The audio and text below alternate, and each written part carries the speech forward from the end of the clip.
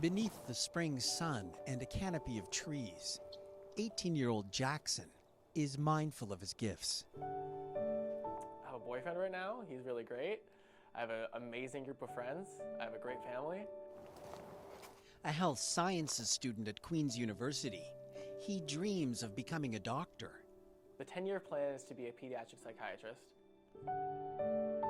Growing up, family called Jackson Mr. Happy.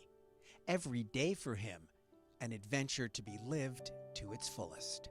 He was always interested and curious and so smart, just wanting to experience everything that life had to offer. But a couple of years ago, that changed.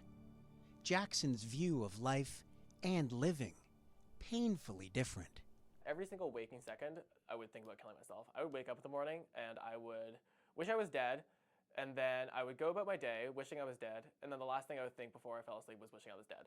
And I lived like that for, I would say, about 18 months, which was brutal. He did attempt to end his life. He tried to kill himself twice. Living quietly with depression in his teens, Jackson suffered a psychotic break at his 16th birthday party.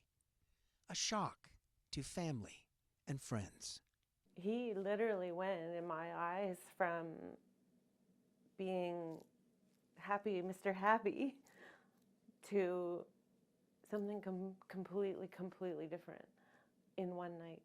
And it came after he told me that he was suffering with depression. And I had no idea. I had no. We need you because the average age of a psychiatrist in this country is now approaching 60. Really? Jackson would find help at CHEO.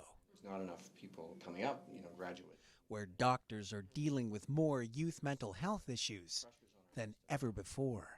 To put it into context, in Canada every year, 3 times as many young people, children and youth, die by suicide as from all pediatric cancers combined. Jackson remembers the pervasive, seemingly inescapable darkness shrouding his world back then. For months on end, journaling about his struggle while in hospital. But every single day, genuinely, is a choice between killing yourself and not killing yourself, waking up or not waking up. He has this sparkle and light and happiness about him that just seemed to go out.